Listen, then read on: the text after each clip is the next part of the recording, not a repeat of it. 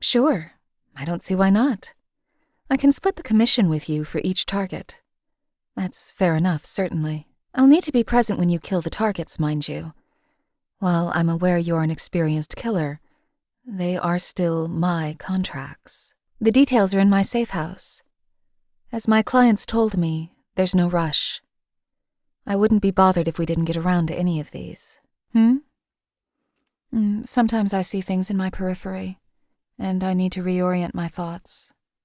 Shut out the metaphysical white noise. I suppose that's accurate enough. It's nothing delusional. I can always tell what's real. It's hard to describe. It's chemical. Neural damage. I spent many years being pumped full of every sort of narcotic under the sun. I'm used to it. I can go days without experiencing it, and when it does come up, it's a minor distraction at the very worst. It's never compromised my effectiveness. I wouldn't allow for that. I'm used to it. It doesn't detract from my professional efficacy, so it's not really something I'm overly concerned about. A refugee camp. That's what they're calling it? Why not be more honest? Call it what it is. A camp for the shiftless and impoverished. It's a breeding ground for a collective narrative of self-victimization. Ridiculous. I mean that these people idle around this derelict collection of ruins all day, every day, doing nothing to improve their miserable lives. They complain about how they're destitute, blaming the institution of gambling for their woes, conveniently ignoring that gambling was their choice. If they're really so desperate, why don't they actually do something to ease their financial woes? Look at this place. It's filthy. Maybe one of them should consider picking up the trash in exchange for a small fee. But they don't. They sit in their refuse piles, shaking their fists at the sky and demanding that reality rewrite itself in their favor. Fine. They faced actual hardships in their past. What did they learn from it? How are they rising above it? They're content to hide under the thumb of the NCR. So, why not pick up a rifle? Use their righteous indignation for the benefit of their new nation. They were the victims of the war. Now, they're just squatting in piles of rubble and filth, trading stories of how things used to be, glamorizing some past life that was stolen from them while doing nothing to regain it or start anew. Self-victimization. Indeed, and they've received help. Rather than landing in a ditch with a knife in their guts, the NCR provided them with shelter and medical aid. And now they're in a state fit to begin climbing out of the hole that life has dumped them in. But they refuse. They'd rather wallow in this pit and wait for a solution to appear before them, served on a golden platter, held aloft by glittering angels. Anything less than that would just be too much work for them. Such a choice warrants these loathsome conditions they're confined to. Myself, I'd rather leave this place as soon as our business permits. Shall we get to it? It's truly impressive what people can endure, survive, and overcome. I've had first-hand experience with that resilience of spirit. The path isn't easy. It will likely leave scars, mental and physical. But it's never impossible. These dregs wallow in their own misery, often self-inflicted, and make the conscious choice to stay in this filth-smeared purgatory. They're free to make that ridiculous choice, of course, just as I am free to find them utterly repulsive because of it. Let's attend to our business here and go. Nor can I. Let's get out of this wretched place. Understood. I don't know. I don't even know if my parents survived. Perhaps they died screaming shortly after selling me. It's entirely possible that I have siblings, aunts or uncles, cousins. Or perhaps not. It doesn't matter. If I do have family, I don't want to meet them. Shared DNA is a poor excuse for forcing companionship. I see no reason to believe that any hypothetical surviving family would be more inclined to care for me than the family I did know. Well, that depends on whether you believe the term actually has requirements before it can accurately apply to a person. There's no shortage of people who claim to be assassins. If you take them at their word, then the Mojave is flooded with the profession. But most of these sorts consider assassination to mean walking right up to their target and announcing their murderous intent. Then they die. In my eyes, they're nothing more than worthless thugs, not assassins. No matter how much they might crow otherwise. Actual professional killers who operate covertly and professionally are few and far between. So be it. I doubt that. It's not an especially short tale, and I find it tends to make people uncomfortable. The short version is that I was born a slave, became a toy for raiders, a spectacle in their arena, and then a trainee assassin. If for some reason you want to hear more, ask. An exaggeration, perhaps. In truth, I had a month or so of freedom between my birth and my enslavement. My parents, they didn't want a child. They sold me off to a roving slave trader as soon as they could find one. I don't know what I was worth. It was my owner that named me, taught me to walk and speak, read and write. But most of all, he taught me to be quiet and obedient. If I hesitated, I was flogged. If I disobeyed, I was whipped. And if I failed a task, I was locked in a very small crate. For some time. The only thing he never did to me was harming my resale value. I had to look my best. He wouldn't cripple me or despoil me. I was a quick study. His other slaves were born free. He had to break them down and remake them in the image he desired. But I was raised from birth to be property. I didn't know any other way, so resistance never crossed my mind. Eventually, when I was quite young, he passed through a raider settlement, and I was sold to their leader. I never saw my original master again. Yes, the gang leader had certain predilections. He found me appealing. When I wasn't being used for his pleasure, he also found amusement in torturing me. I used to pray that if I did a good job, he wouldn't hurt me. He always found reason to harm me, regardless. Looking back, I recognize sadism as its own reward for those who possess it. Torture amused him. Eventually, he tired of me. I was tossed to the rest of his gang to do with as they saw fit. When I was lucky, they had me do domestic work. When I was unlucky, it was more of what I suffered under their leader. I was often unlucky. This was a large gang. A settlement, really. One of their favorite pastimes was forcing slaves to fight to the death in an arena. Children weren't exempt. Rather, they were the favorite fighters. Eventually, my captors tired of using me and threw me to the arena. Fine. The raiders loved to watch their slaves and captives fight to the death, and children were their favorite. The wrongness entertained them. I haven't touched any chems for a long time, but there's some lingering neurological damage. And psychological, of course. The one downside for the raiders was that most people have an innate resistance to killing. Children, more than most. The children would spend most of the fights cowering and crying, begging for freedom and forgiveness, refusing to arm themselves.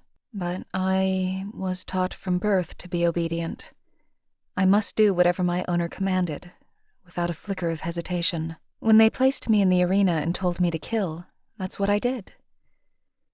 While the others cried and begged, I took up the knife and killed them all. One by one, they fell. I didn't hesitate. That would have been unthinkable. The raiders were stunned. By me. What I had done for them. Watching a little girl cut down her fellows in cold blood amused the raiders more than they could say. And they rewarded me. No more beatings, no more rape, no more domestic servitude. Instead, they praised me for putting on a good show. And they gave me drugs. When I killed for them, not only did the pain finally stop, but the drugs gave me a sense of euphoria I had never known. It was almost happiness. It ended in blood as it began. As with everything else in my life, freedom was forced on me. I never chose to escape, but I did. Instead of enjoying their newfound freedom, they all died at my hands. The assassin watched it all, never interfering. When it was over, he told me that if I wanted, I could come with him, that he would teach me how to use my talents properly. What could I do but accept? I knew nothing of freedom. I would have made a mess of myself. As large and cruel as the raider gang was, they made enemies. One of these enemies hired an assassin to end the threat once and for all. There was no grand battle. One morning I woke in my cell to the sounds of gunfire and yelling.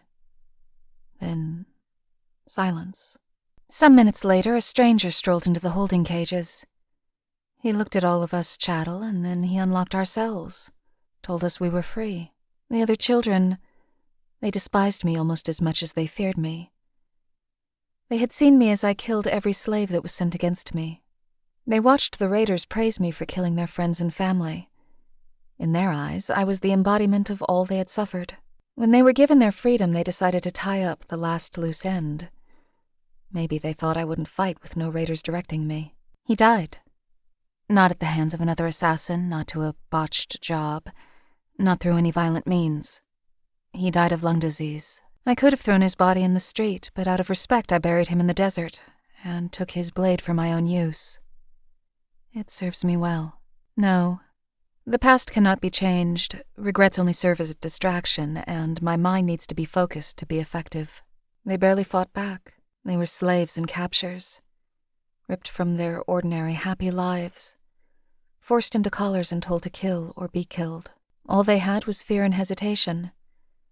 All I had was an entire life where the fear and hesitation was whipped, beaten, and starved out of me. And when killing them was the only surefire method of making my own pain end, when it actually brought me something akin to happiness, my emotions died when I was first purchased from my parents.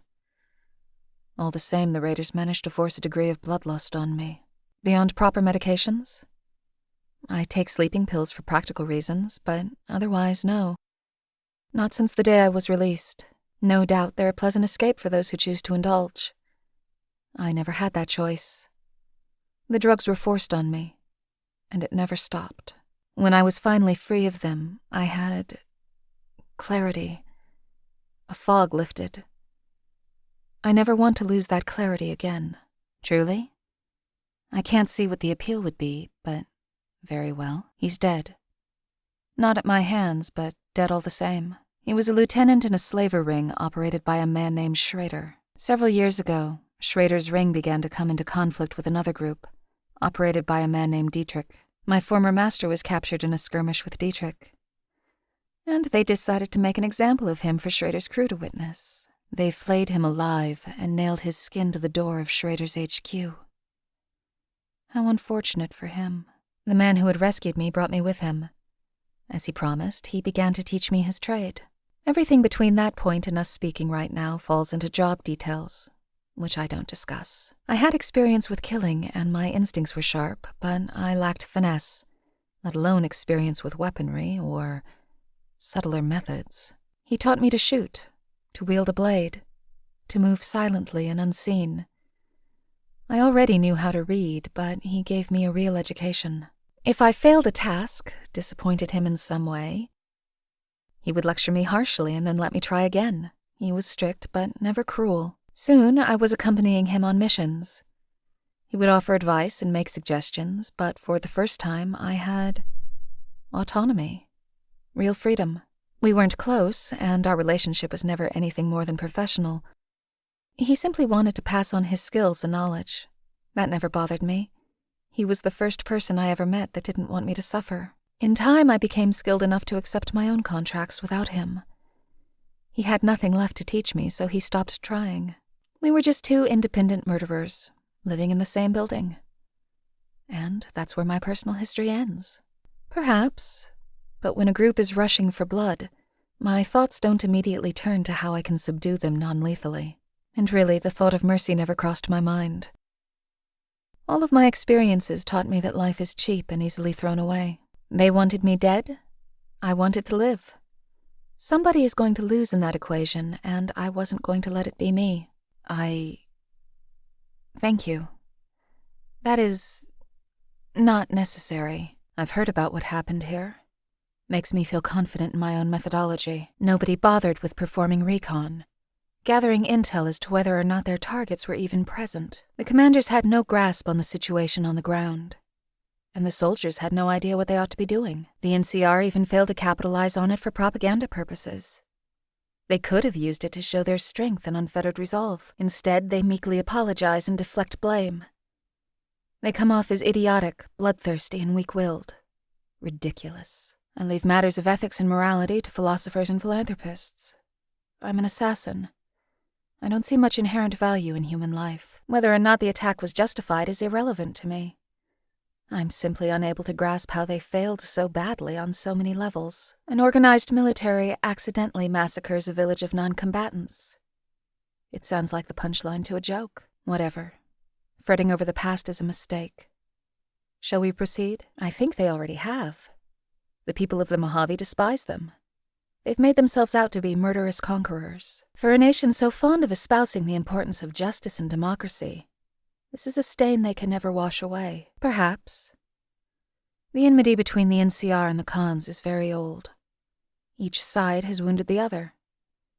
Fault depends on who you believe drew first blood. I don't particularly care who struck first, nor do I believe any one side is morally justifiable.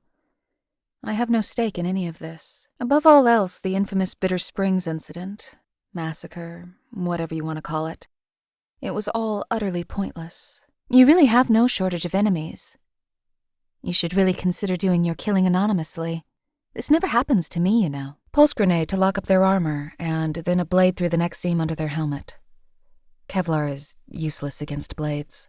Oh, were you asking how I feel about their methods or philosophies? It seems pointless to me. Perhaps if I saw inside their secret little headquarters, I would formulate something resembling an actual opinion. Or perhaps not. Wise. That said, the glaring flaw is that your methods leave you with a target on your back. Consider accepting contracts anonymously. Don't engage your targets in petty banter before executing them. If you can avoid being seen, do so. I think if you adopt my methods, you'll find yourself with far fewer attempts at violent retaliation being delivered to your door. I apologize. That was cruel of me. I value you and your companionship. I've never had anything to compare it with. You'll forgive me if I stumble over my words sometimes. I meant no offense. I can say no more than that. Thank you.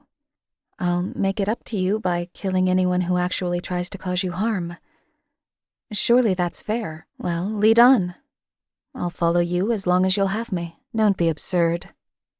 Why would you have any interest in me like that? I'm very sure I just explained how I am incapable of affection.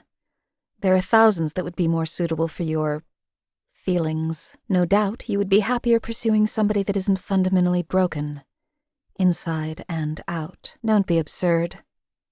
Why would you have any interest in me like that? I'm very sure I just explained how I am incapable of affection.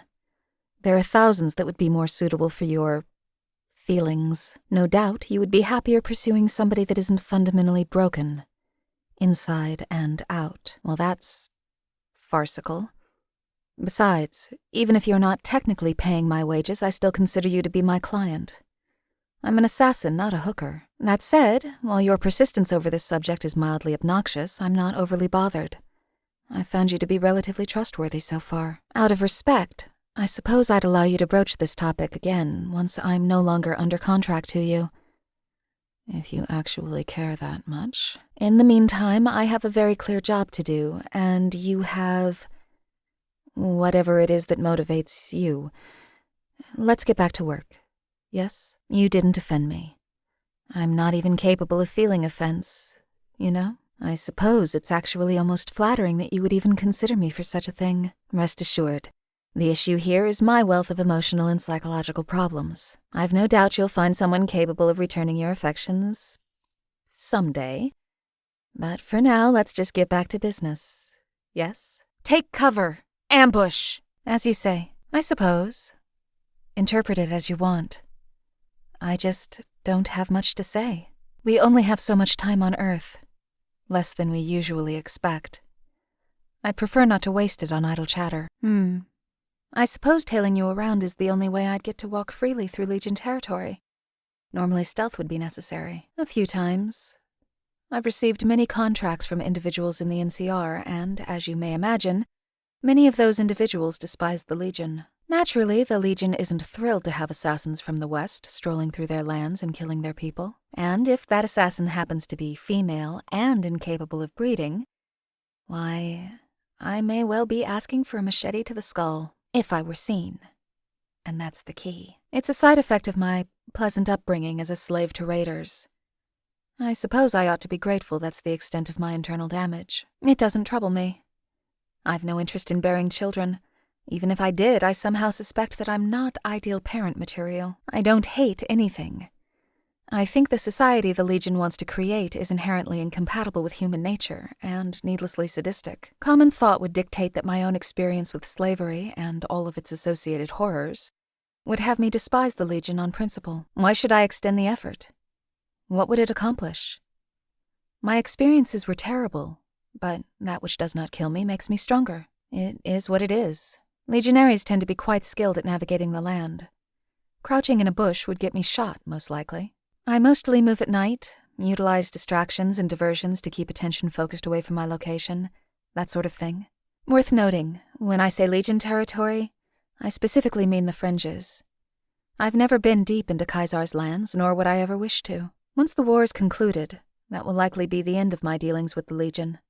Who would bother paying me to kill them in peacetime? You might be surprised by just how many people want that Crier boy's head on a pike. No, you won't have to worry about that. I specifically accepted these side contracts because the clients aren't in any sort of rush. It's something to keep myself busy in the event that you don't require me to keep within close proximity to you 24/7. Ah, yes. I suffered great personal tragedy, and so I'm justified in my psychotic behavior. That's a tired old excuse. Not overly surprising. It's not really something I devote much thought towards. I try not to think about myself at all, truth be told. I suppose I'll eventually get past it. Or I won't. I've learned to live with things being what they are. I'm not inclined to sign up for therapy. So I can recount how I was tortured as a child, and now I kill people for a living and feel empty inside. I appreciate your concern, however. Thank you. Scars don't heal. They just fade away over time. That's all I have. Scars. Both literal and psychological. The damage was done years ago. I spent some time coping, I suppose you could call it. Sometimes the best treatment is time. I'm in no danger of going on a homicidal rampage, nor of slitting my own wrists. Now, I think the best thing for my mental health right at this moment would be to discuss something else. Shall we? If that roving slave trader hadn't come along, I suppose I would have simply starved to death. My parents clearly didn't want me around. Supposing that they did actually love me and raise me, who knows? Maybe I'd be a singer, or a philanthropist. I could have been an author. I would probably be happy. I wouldn't be such a broken wreck of a person. I wouldn't kill people for money and feel nothing as I watched them die. I would prefer to speak about something else.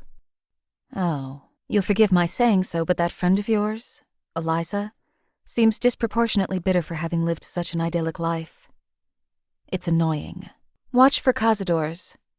Those loathsome creatures like to nest in these hills. No, that won't be an issue. I don't leave a calling card on my eliminated targets. Even if they have vengeful friends or family, they wouldn't know I ever existed. If somebody does know who I am and does want me dead for whatever reason, I take care of it before it can become an issue. I have no enemies. I don't permit such a thing. No reason for us to let our guards down, but I think we've evaded the worst of it. I warned you. Very well. I'm not a particularly opinionated person, but I'll answer as I can. No. Well, actually, I would prefer that the Legion doesn't take power. I would have to immigrate west to continue my work.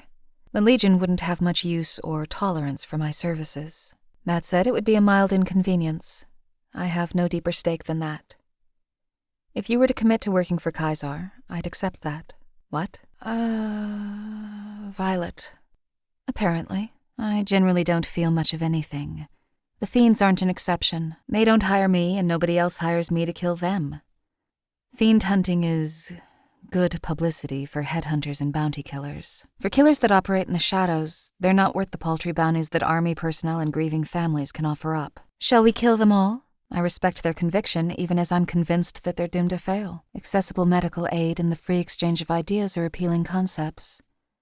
And most followers I've met truly believe in what they're doing. However, they're operating from a perspective that most people are inherently good, which doesn't really seem to be true, in my experience. Blithely ignoring reality, no matter how well-intentioned, will eventually lead to sorrow and failure. It's only a matter of time. Killing all the commanders of this camp would be trivially easy. That the Legion hasn't done so suggests either incompetence or laziness. I've seen more than my fair share of ghettos.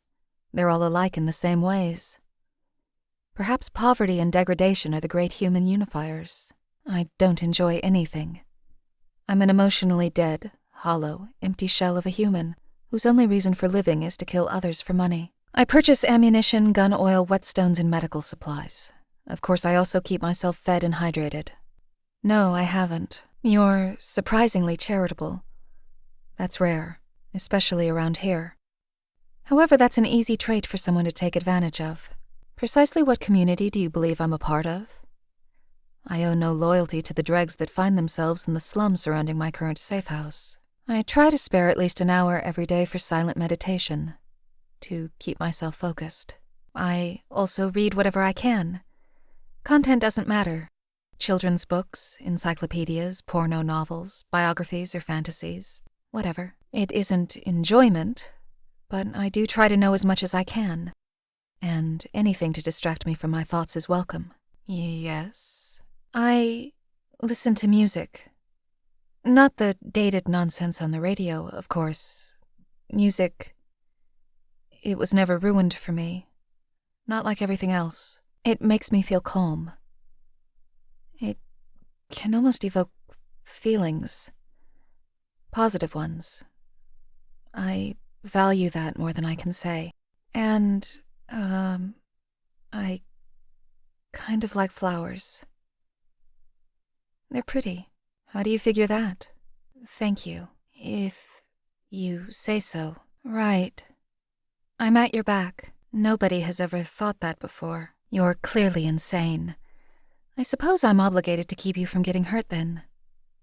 Very well. I've got your back. He's going to kill himself. Might not be today or tomorrow, but soon. He crossed that threshold and he lacks the constitution to pull himself back. Music holotape?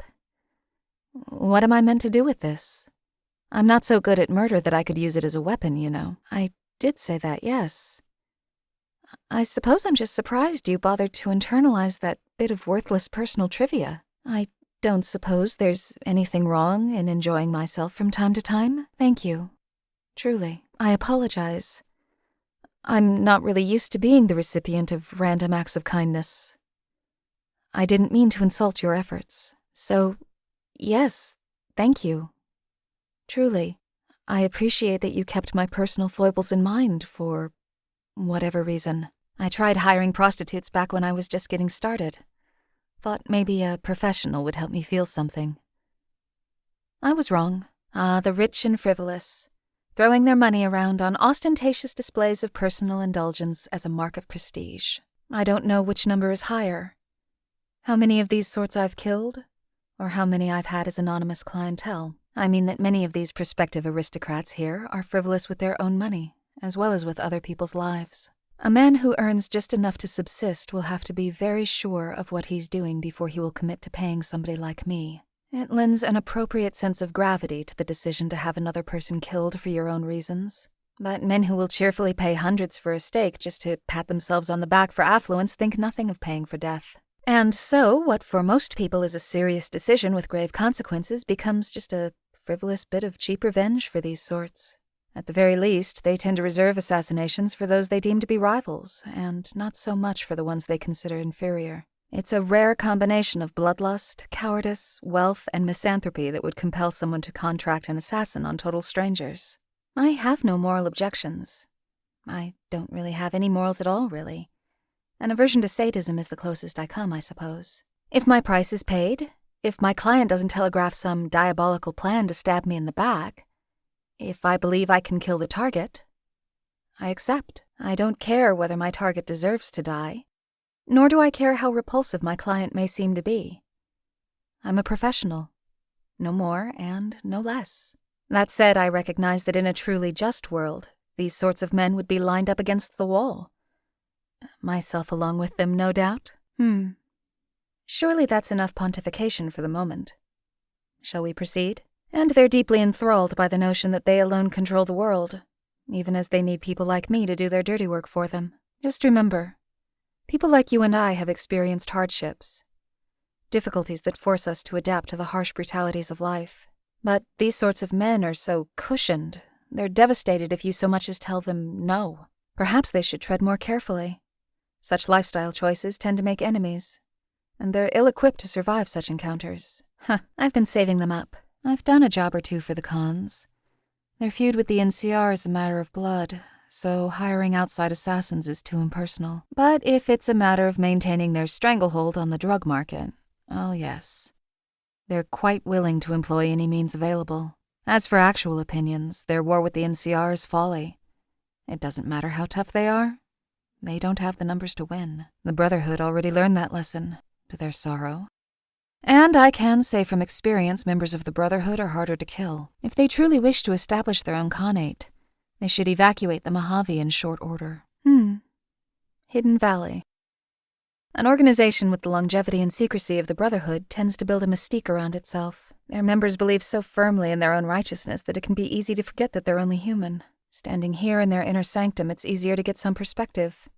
See the Brotherhood for what it truly is, beneath all the layers of dogma. I'm so disappointed. At a glance, I see a propensity for self-indoctrination, denial of reality, an inability to accept or even recognize their own futility, a conviction they grasp so firmly that it borders on delusion. This notion that strict adherence to an old doctrine will save them all from reality. It's a dream. The dream we all share until the day that we wake up. The dream that we have a measure of control over anything more than ourselves. They follow the doctrine written by their founder generations ago. They venerate it as if it's some religious text delivered down from on high. They believe that if they only just follow the words of their codex closely enough, that reality will fold over to ensure their prosperity. Even thinking critically about the words of their codex is tantamount to treason for them.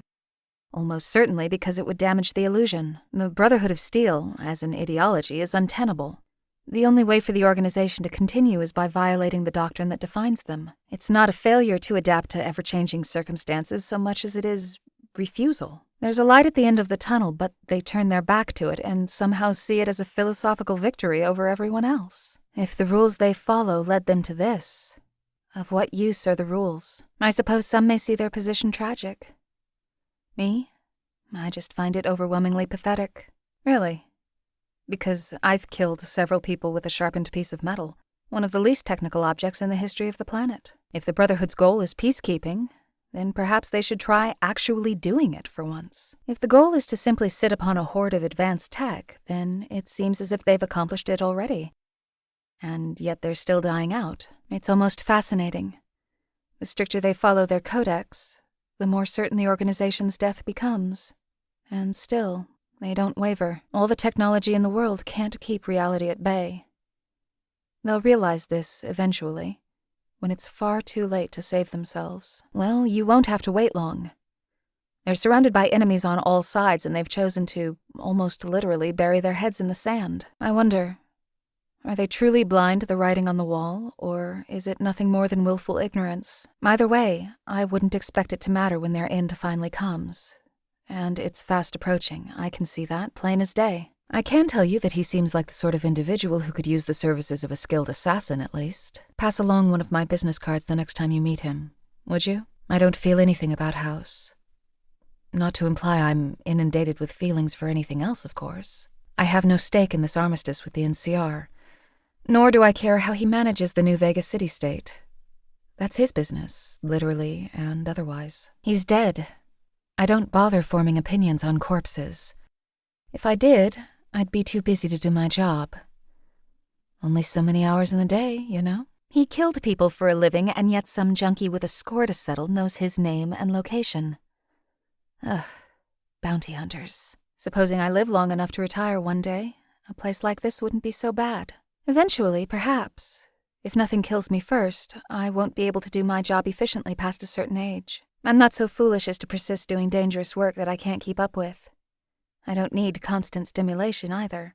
Retirement would be fine, preferably somewhere cooler. Higher elevations suit me as well. I'd swap the mutants for a lake, though. You don't have a profession, though, do you? You just do whatever drifts your way, wandering from place to place between missions. Don't you? I'm curious. What will you do with yourself once this war over the dam is concluded?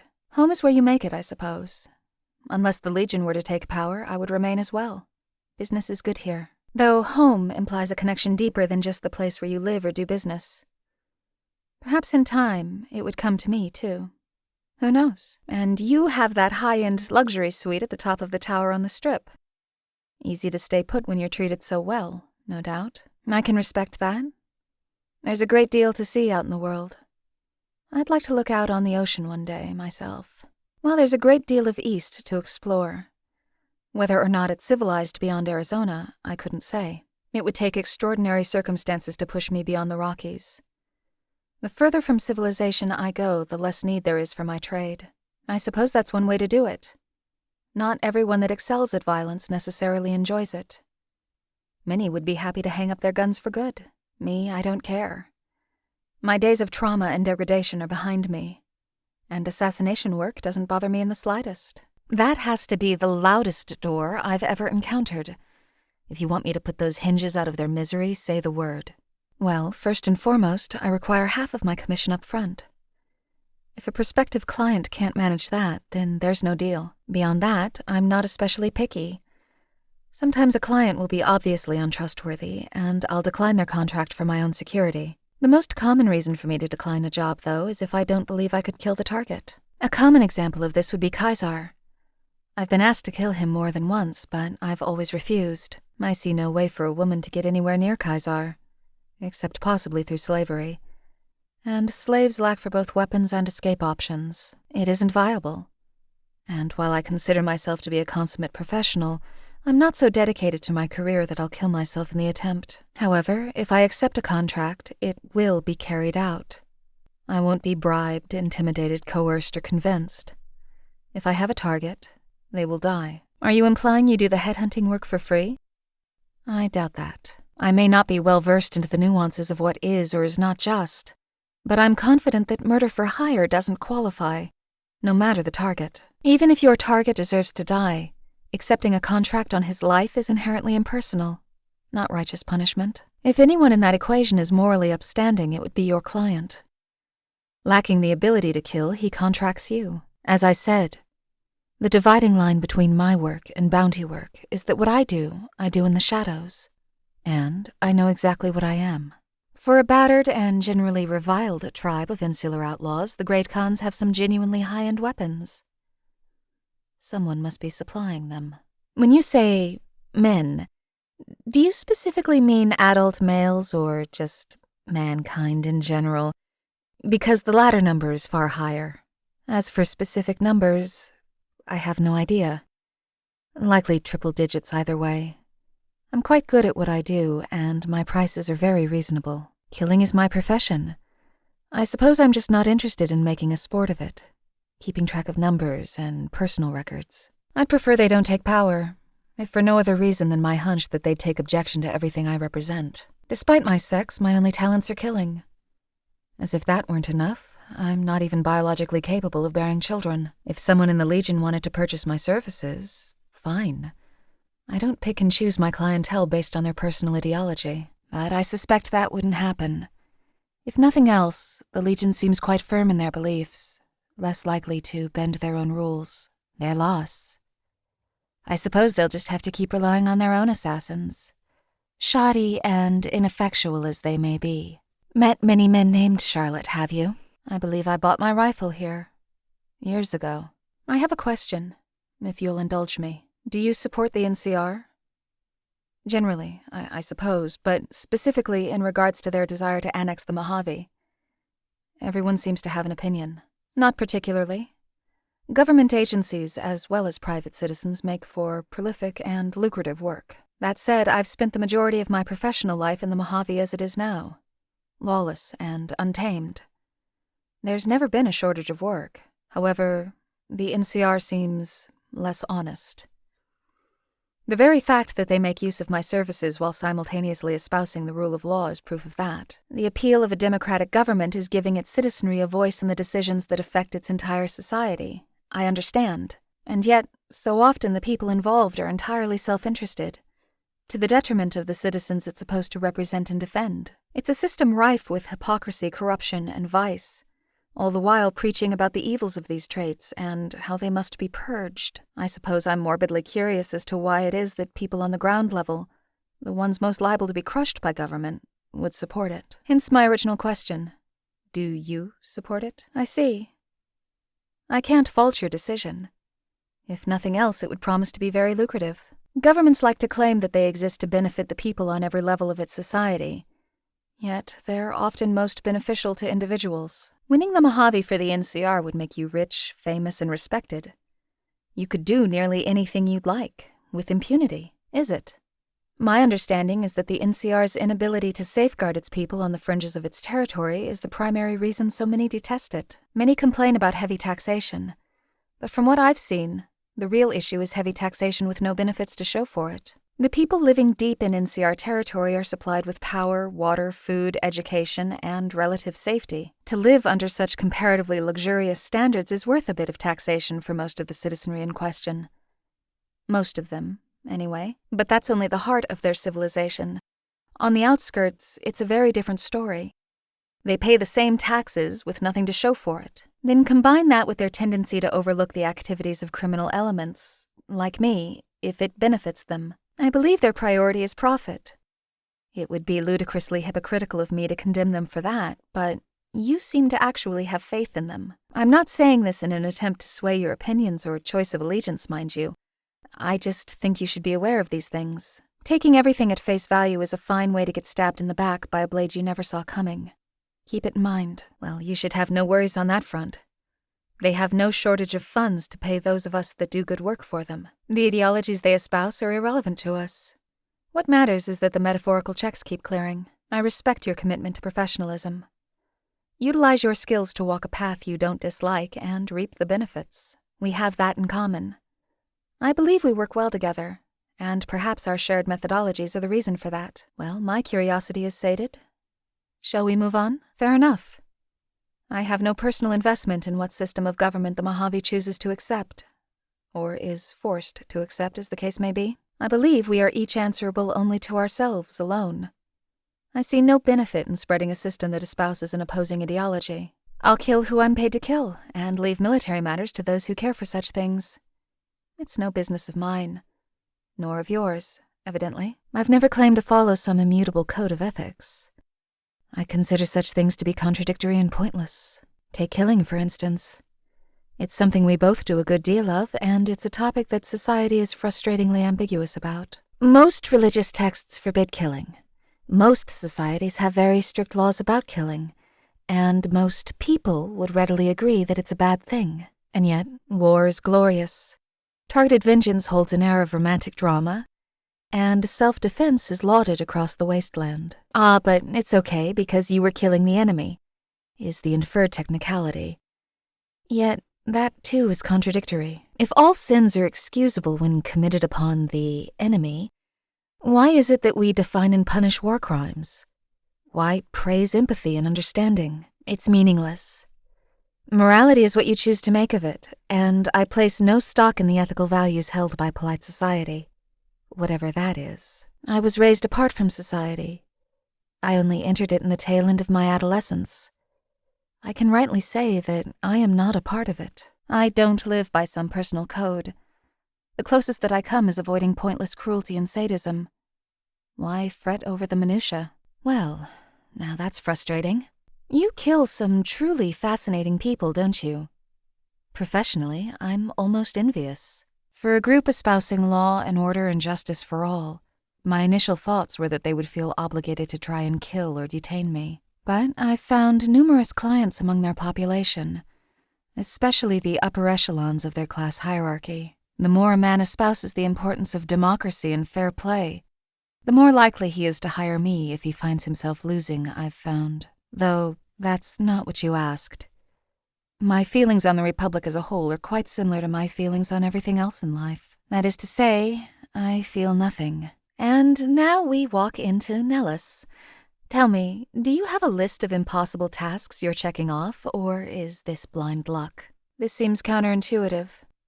I don't know that the Legion is quite as pragmatic as they declare themselves to be. Nipton collaborated with the Legion, aided them in their trap for the NCR and the Powder Gangers, and yet, look at their reward. If this is how the Legion repays those who assist it, why would any future towns opt for anything other than fighting to the very last man? Evidently, they simply seem like a more disciplined raider band.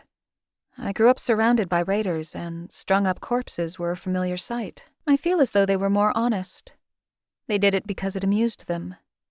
They never claimed that acts of barbarism would create a better world. All the bloodshed in the world can't change human nature. I don't think Caesar is reading the right historical texts. So, is the Legion being directed by a child, or... Nipton was never NCR territory.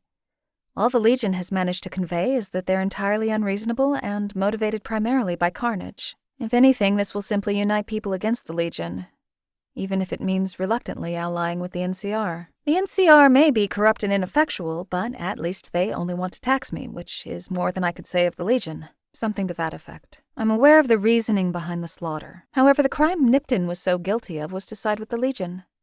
If this is how Caesar repays those who collaborate, nobody else ever will. It simply seems to me that if a cornered foe knows that he has no chance to escape, he will fight harder out of spite and rage. For as flashy as Caesar's methods may be, he's making his conquest more difficult than it has to be. Although I suppose that was already evident, considering how many legionaries aren't equipped with firearms or first aid. They're mediocre, deluded assassins. I don't extend the effort of actively disliking things, but I find their notion to be repellent. A proper assassin is an implement of death, nothing more. When men make the decision to kill, some use blades, others bullets, some use people. It isn't personal, and I harbor no illusions of morality. I kill for money. If you put stock into ethics, it's an inherently evil act. But bounty hunters, headhunters, whatever their name, have it backwards. It's all personal to them. Their client is an afterthought. All the focus is on the heroic bounty hunter, profiting off of death while crowing about justice. They're a flashy tool, used to make a point about the reach and the righteousness of their clientele. I mean what I say. I have no feelings. My emotions are dead. I can experience some instinctual fear or frustration, but little more. Joy, rage, misery, lust. I have none of these things. It extends to physical sensations, too. I don't really feel pain or pleasure. Perhaps it's all a result of how broken my mind is, or maybe it's actually acute nerve damage. I don't know. I don't particularly care. Fine. I've already been paid, so I don't care one way or another. If you change your mind, it seems you know where to find me, if that's what you'd prefer. Ah, the clinic. I've had some extensive work done here. Many of my first few contracts financed the medical enhancements I purchased here. Initially, repairing some of the damage done to me by my owners when I was a child, flushing my system of narcotics and other foreign substances.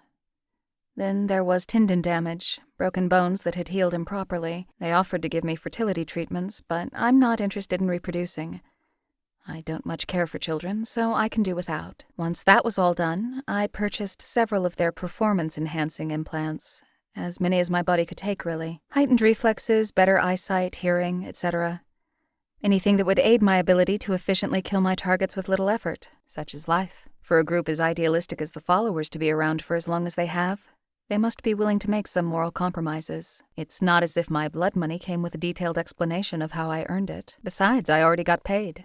I could have spent it on whores or substances. Instead, I funneled it into an organization that at least tries to do good, as if good is some objective, quantifiable goal. I did not. If a rifle has a crack in the stock, or a warp in the barrel, etc., you would go to have repairs done, make it as serviceable as you could. But if your rifle was completely melted down into slag, there really wouldn't be any fixing it. Bringing it to a gunsmith would be a waste of time. There's an allegory in there somewhere. True, but my services don't come cheap. And I'm quite prolific. A lawless frontier region embroiled in a war with stark class divisions. There's no shortage of work for an assassin in the Mojave. It's rare for me to be unable to afford something, and when it does happen, well, I just work that much harder. I believe I was born in a place like this. A little collection of shacks and shanties with slavers always rooting about. That's what the slaver that bought me from my parents said, anyway. I wasn't even a year old. I have no memories, just his claims. No, I don't remember where I was born. The one man who could have told me is long dead. And what would even be the point? Even if I somehow found it and returned, why would I do this? To ask my parents why they sold me? I know why they sold me. Profit, besides. So many people become obsessed with the past. Some great wrong that was done to them, a mistake they made, an insight they lacked. For what? It's only by moving on that a person can grow. become more than what they were. What happened to me was unpleasant, but it's over now. Surely that's victory enough. It has to be. I'm free, and I alone can dictate the meaning of my life. It is what it is, no more, no less. No, it wouldn't accomplish anything. It wouldn't bring me back to a time before I was chattel. It wouldn't fill some void in my life. That's not to say I forgive them, or what they did. If I learned they burned alive in some raider attack, I wouldn't care at all. Do they deserve to die for what they did to me? Perhaps. Who am I to say? Many would say I deserve to die, for my own actions. In fact, I truly hope they are dead. I hope they died shortly after selling me. But if they didn't, what purpose would killing them now serve? The wrong they committed against me happened over 2 decades ago. I don't want to be the sort of person who seethes for that long over anything. He did. He named me, taught me to walk, speak, read. He also had me flogged if I hesitated at all when he gave me an order. If I made a move out of turn, I was whipped bloody. He taught me that I was property, not a person, that I must be obedient and quiet. If I failed a task, I was locked in a crate to starve for the day. He told me that when I was purchased, it would almost certainly be for the sexual pleasure of whomever could afford me. And I was. I was in my early adolescence when someone was actually kind to me for the first time in my life. The first time I was acknowledged as a person. You understand, I hope, why it is that I have no desire to dwell on my own past. Why I would never want to go back and find where it all began. There are. I learned them well. The most important of them was the knowledge of what I could endure and overcome. That's far more useful knowledge than the location of whichever rat-shit shantytown I was unfortunate enough to enter the world into. Surely. And on the subject of rat-shit shantytowns, this one lost its luster the moment we walked in. Shall we get moving? Is that meant to get under my skin? Because it's a sentiment I fully agree with. In that spirit, let's get moving. No sense loitering around some ruined old shantytown when we have better things to do. Surely. But you're forgetting my complete lack of feelings in that regard. In order to feel better, surely I would already have to feel bad by default. I mostly just feel numb to it all. Vengeance wouldn't change that, for better or worse. I think that paranoia is wise. If you spend the rest of your life looking over your shoulder, you're less likely to take a knife in the spine. But, unless you intend to turn on me, you have nothing to fear in that regard. I don't accept contracts on people that I know in any capacity. Even more important is that I'm already under contract to keep you alive. Of course, I would say the same thing if I really were plotting to kill you when you least expect it. I suppose you'll never know, if you insist. Good. I struggle to think of how you could possibly misinterpret the word so loosely that it could ever apply to me. I'm good at my job, I suppose, but a good person? No. Society as a whole has a fairly basic view of morality. Individual beliefs may waver from person to person, but some things are nearly universal. There aren't many who would consider a killer for hire to be a good person, and if they did, it would be through an excess of caveats. No women, no children, only kill people that have it coming in one way or another, etc. I do kill women and children, and people that nobody but my clientele would consider to have it coming in any capacity. Hence, no society on earth would consider me to be a good person. Fortunately for me, I don't care about opinions. Oh, in that case I abstain from judgment. Judgment of myself, or of anybody else. It's pointless. I don't believe in morality. I believe in actions. Morality is a coping mechanism, a method of self-affirmation, an acceptance that a set of unwritten societal rules dictates your value as a person. If I follow the rules of morality, then I am a good person, and I can sleep at night with no guilt. Something to that effect. I don't feel any guilt for my actions, yet my only difficulty sleeping comes from my memories of actions that others committed against me. I know exactly what I am. I'm a broken shell of a human. But I've reconciled my own nature, and so I don't allow my perception of self to bother me. In truth, I don't believe that bad people or good people exist. I believe that people can commit bad acts or good ones. Do you consider yourself a good person? Do you? Because by my reckoning, you're a prolific killer. You fraternize with killers, you're employed by killers, you're surrounded by killers. Even if you truly believe with every fiber of your being that you've never once killed somebody who didn't deserve it. I certainly have. As a good person, wouldn't you be morally obligated to kill me as justice for my own crimes? Choosing not to do so would be apathy or something akin to it. Certainly nobody considers apathy to be a good ethical trait. Now, to be clear, I don't mean any offense. I'm not interested in judging you. As far as people go, I actually respect you quite a bit. But you see, I hope, what I mean with this morality business. Trying to live up to a vague ethical standard is an exercise in willful self-delusion. Recognize yourself for who you are, not how you or others perceive you to be. You don't have to like what you see in a mirror. I don't. But there's a victory in knowing what you are. I can say no more than that, but that isn't really true, is it? You're aware of your own choices, surely. You're aware of the context and logic behind every step you've ever taken. There is very little in the world that we can control, less than we ever think. But the one thing we have undisputed control over is our choices. You know what choices you've made, and you know how society at large would likely frame the ethics of those choices. What you lack is a personal determination as to whether or not your actions fall in line with your own moral beliefs. I'll make it very simple, because I figured this out for myself years ago. If you truly feel that you cannot live with your own choices, then stop. Shoot yourself in the head and be done with all the guilt and self-doubt. Otherwise, stand firm in your convictions. Own your choices, and accept that the past is immutable. Believe me, there's a victory in that. Then why worry about it? My goal is to kill anyone that may wish to kill you, up until the terms of my contract end. That's it. I'm not haunted by some lingering threads of the past that I've yet to tie up, or anything to that effect. I have a handful of low-priority side jobs at the moment that I figured I would deal with during any breaks where I'm not shadowing you. I prefer high-accuracy suppressed firearms, ideally with a high rate of fire. I'm also quite handy with a blade. I'm perfectly capable of holding my own in combat from any distance. I consider stealth to be my specialty, however. Striking unsuspecting targets and maximizing lethality in that first move is my preferred methodology. I can assist if you utilize similar tactics. I do not, however, have much in the way of training in the usage of explosives, energy weapons, or hand-to-hand combat. Ready for an anticlimax? I purchased it at an exorbitant price. I read about their uses and heard testament to how they were one of the few times Vault-Tec produced something that actually worked. I decided it would be a useful tool for my work. No doubt you agree from personal experience. I'm aware. Of your many apparent professions, you'll forgive me if there's at least one that I almost care enough to dislike. Fortunately, I don't really feel much about anything. If it makes you feel better, no doubt you could find some distasteful aspect of me as well. Probably involving dead children. That one never fails to offend someone. Worthless.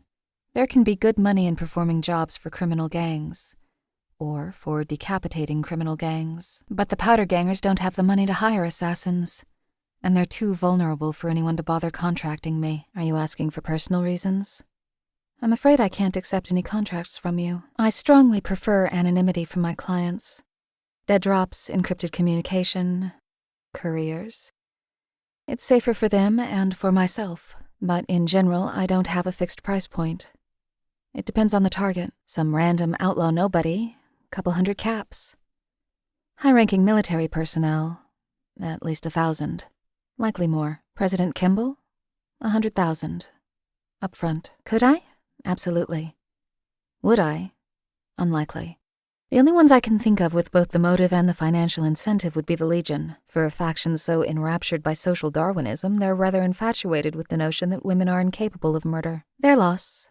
No, Courier. No, I don't think I could kill a man that is already dead. You have a remarkable talent for surviving attempts on your life, and it tends to go poorly for the prospective killers. Factoring personal risk, I'd require at least 50,000. Possibly more, depending on other factors. Next time some amateur killer fails to execute you, search their body for the death order they inevitably stuffed into their pocket. More likely than not, the payout being offered is laughably small, as if you needed further proof of how worthless an assassin they are. This is the emptiest town I've ever seen. Like it just rose up from the sand, half-formed out of some child's interpretive drawing of civilization. A military outpost dedicated to observing nothing at all. That sounds like a flowery metaphor straight from some anti-expansionist manifesto. I don't talk about completed contracts. I'm paid for silence, not just killing. No, I've never catastrophically failed a job. Even if I did, I still don't talk about previous contracts. As I've said, any assassin worth the title doesn't accidentally kill anyone. They kill who they mean to kill. No more, no less. I'm much the same. As for innocence, if you even believe in the concept, it isn't my place to make ethical judgments on my targets. But I've certainly killed my fair share of people that common society would deem innocent and worthy of protection. You know that cliché about the tortured assassin with a heart of gold, with strict rules of honor, never killing women or children? That isn't me. I've killed women, children, the unarmed and the defenseless. A target is a target. I don't care about the rest. And no, I've never felt one iota of guilt for any of it. I don't really feel anything at all, in any context. I'm rather cold-blooded, and I may have answers. Ask. For what purpose? Very well, proceed. I wouldn't consider myself much of a conversationalist, but I will answer to the best of my abilities. On which topic? Of course I've fucking never been in a relationship.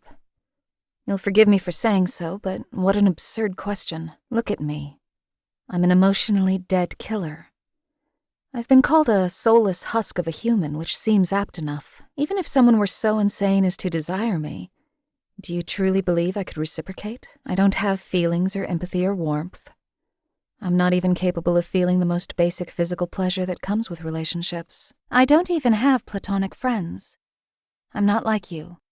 When I die, I'll die alone and unmourned. Cherish what you have. It's more than you know. Probably, yes. You seem surprised. I'm guessing I don't strike you as religious, and so you wouldn't expect me to read a religious text, yes? I'm not religious, but I do make a habit of reading anything I get my hands on. Knowledge and information are their own rewards, I've found. No, religions hold no appeal to me. For one, they tend to codify morality into a uselessly strict good-evil dichotomy, which I don't find compelling. Moreover, I can't support the notion of an afterlife.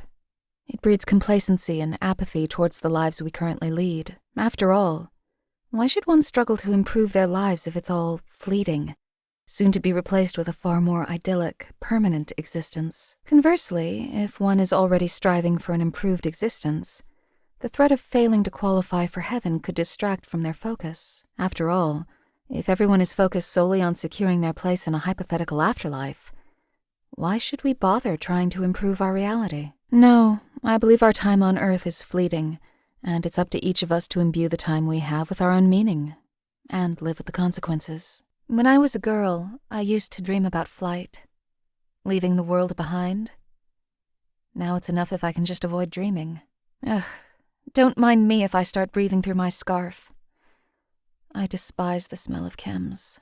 You did? Thank you. Heading for Searchlight, are we? Feral ghouls are fragile enough. As for the radiation, here, this may help. Once, a job required me to wait 3 days at a sniper's nest, never moving, just waiting for my target to walk by his window and into my sights.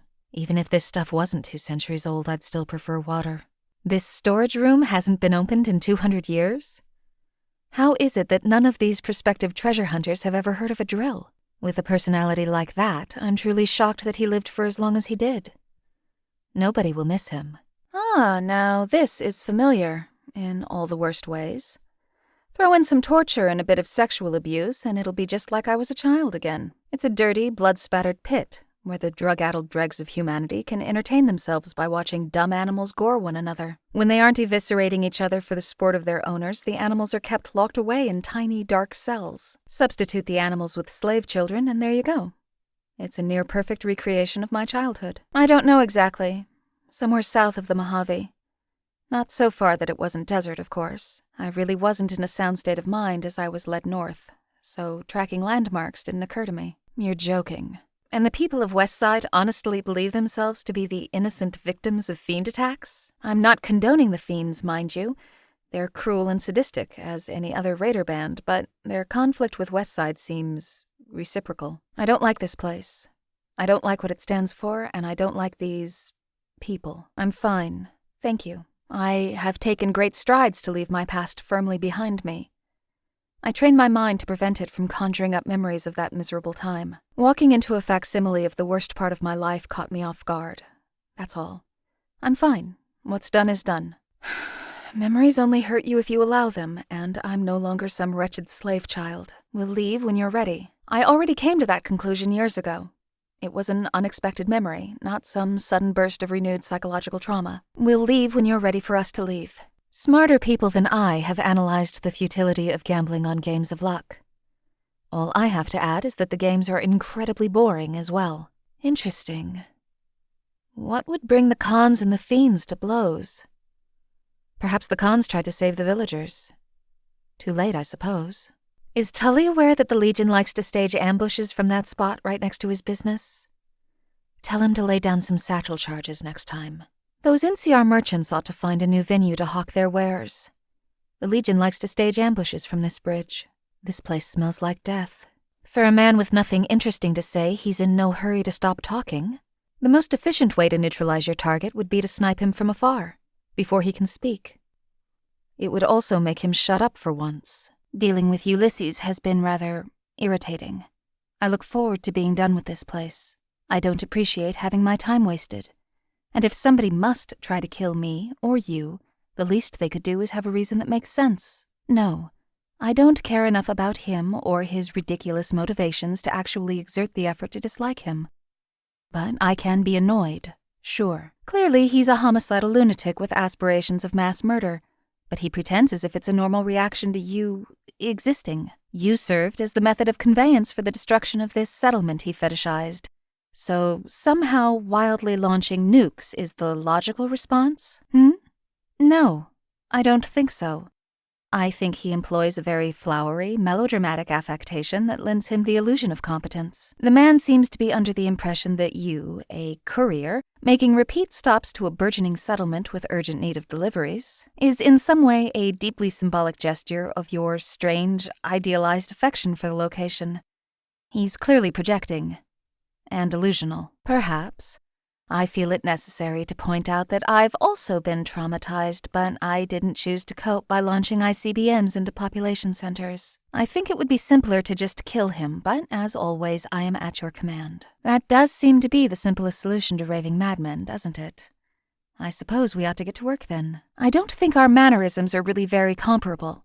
For one, I don't speak in sentence fragments like someone went at my words with an eraser. I use a variety of advanced words because, well, they exist.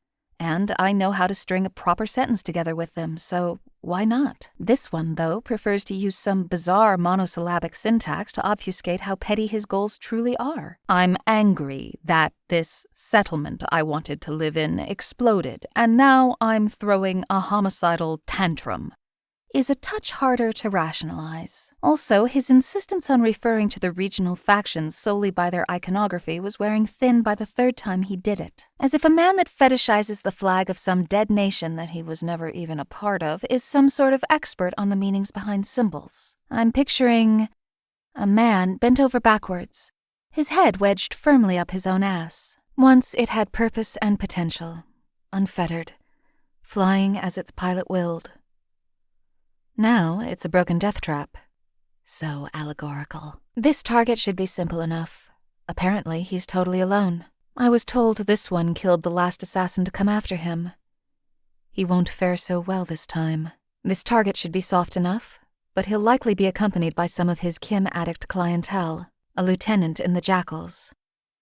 Shocking that a member of that worthless gang even managed to earn a price on his head. Time to get to work. This is the final one of my side jobs. He'll be well-equipped, but nothing beyond our abilities. Let's get to work. Fine work. Mission accomplished.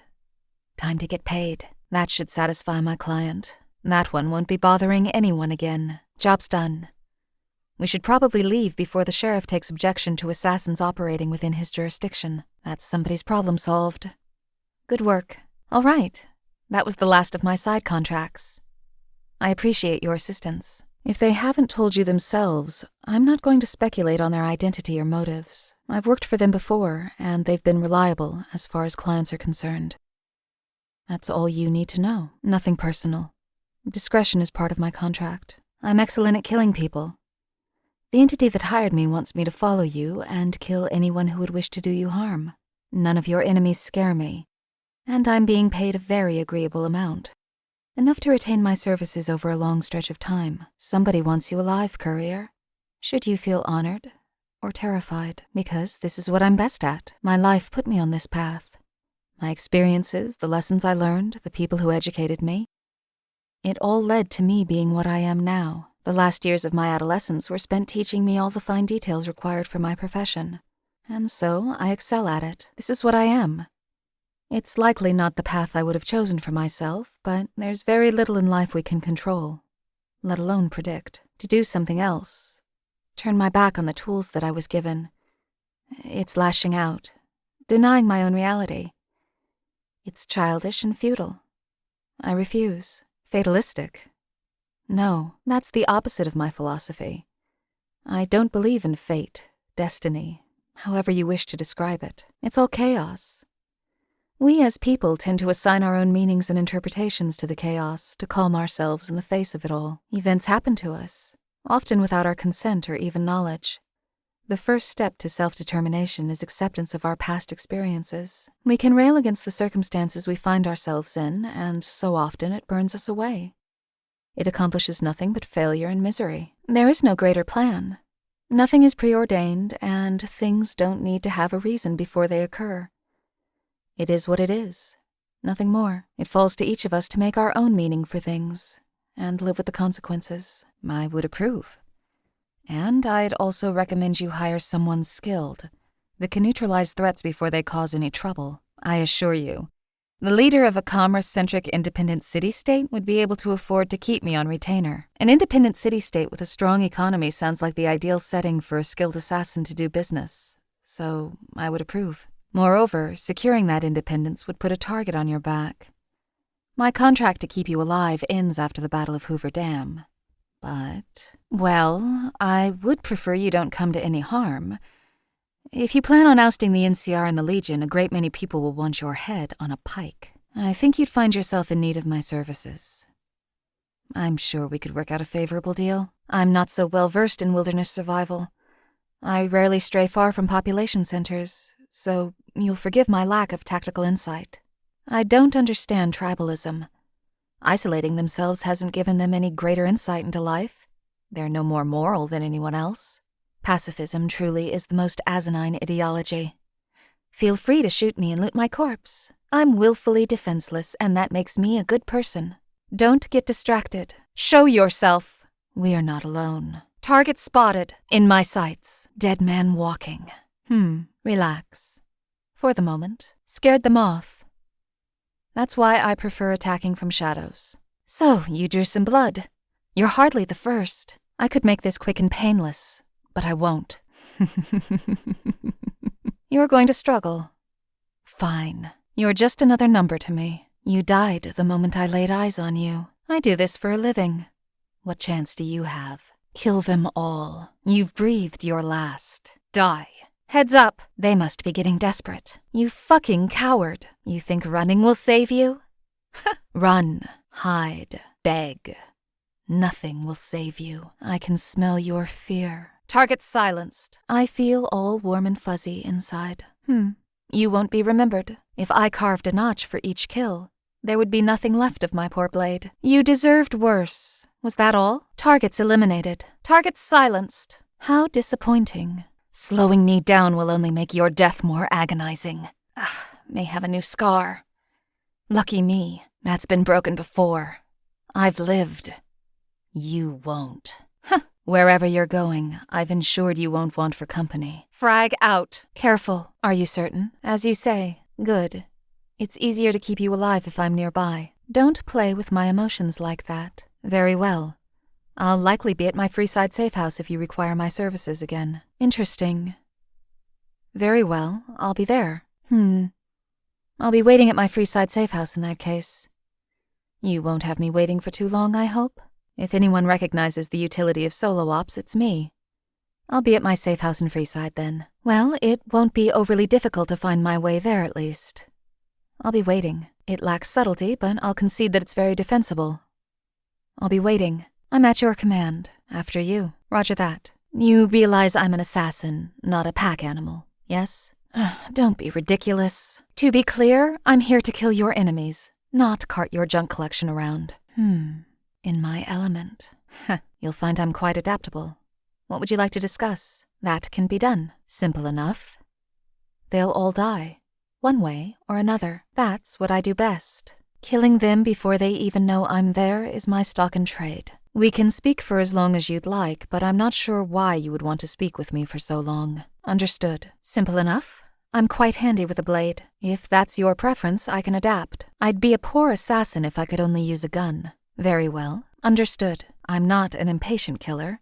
I can wait as long as is necessary. That would be my preference as well. Blades are well and good, but I prefer to kill efficiently all the same. Roger that. At your discretion. I'm not much for wandering anyway. I'll keep close. I wasn't aware I was such a riveting conversationalist. Of course. I make most of my kills at a distance anyway. Simple enough. Understood. I'm already using a gun. Thank you. I'm already using one. All right. If you'd like. I think I have everything I need. But very well. I had to wait 3 days for a target to walk by his window once. Understood. If you say so. No doubt we'll speak later. You're the courier. I know. I'm not sure how much your contact told you, but the short version is that I've been paid a great deal to follow you around and keep you alive. Within reason, of course. I won't stalk you around without your approval. This is an unusual contract for me, I'll admit, but I think you'll find me to be quite skilled at my job. Oh, and my name is Charlie, if your contact hasn't told you that already. Shall we depart, or... Time to work? Do you have a mission for me? What do you need? Still alive, I see. That's always promising. Yes? What? Do you need something? I have some extra stim packs at the moment. Here, take one. I don't want you to die. Seems I'm really taking my time with you. I'm not impressed. Some stims would be appreciated. Seems this one can fight. Bleeding badly. Usually the other way around. They think they can hide from death. Cute. Ugh. Craven. I can make your end quick and painless. If I have to search for you, I won't. I don't leave survivors. May as well stop wasting time. There aren't many things I care enough to hate. But cowards are one of them. Make me search much longer, and I'll pay your family a visit. Free of charge. Nobody can hide from me. This may hurt more than you expected. Price of wasting my time. I always kill my targets. Good. Let's continue. You'll never escape me. My face will be the last thing you ever see. Pathetic. Good kill. Well done. That was the last. As if that's my only method of killing. Switching weapons. Eyes sharp. Someone is trying to sneak up on us. Pfft. Weapons ready. Safety's off. I'll kill you all. No mercy. You're already dead. Are you going to struggle? It won't help. I do this for a living, you know. You can scream if you like. It won't make any difference. Kill them all. Target spotted. This will get bloody. Is there a point to this? Or... What the fuck are you doing? Well, go ahead and pull the trigger if it'll make you feel better. I don't care either way. I really don't care. Tread carefully. Never had much use for mines myself. I'll remember that's there. That's a bit better. Thanks. Syringes. My old friend. I know how to take a body apart. Seems I can put it back together, too. I know someone who's going to need this more than me. First aid. My true calling. This is why I prefer stealth killing. Seems I made a mistake. That was careless. What's wrong with me? Did you complete the mission? My weapon broke. Is this what grief feels like? Ugh, shoddy equipment. Don't know why I bother. Good thing I have a spare. Several, in fact. I don't owe you a quick death. If I actually considered you a threat, you'd already be dead. So, you'll suffer before you die. You're just prolonging your own suffering.